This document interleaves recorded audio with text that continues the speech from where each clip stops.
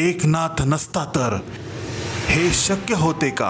आम्ही आता जे जीवन जगत आहोत ते अगदी सुखा समाधानाने जगत आहोत। चावी वाटपाचा प्रोग्राम झाला तेव्हा मुख्यमंत्री साहेबांच्या हाताने मला पहिली चावी मला देण्यात आली। मी चंद्रभान त्रिभुवन 1972 पासून क्रांतीनगरमध्ये राहत होतो। आमच्या रस्त्याचे कामं केले, आमच्याकडे पाण्याची लाईन नव्हती, 6 इंची पाईपलाईन टाकून दिली आणि विशेष म्हणजे रोडवरती लाईटचं काम केलं। म्हणजे टॉयलेट बनवून दिले, रस्ते बनवून दिले, रोडवरती लाईट दिली, घरामध्ये मीटर दिले।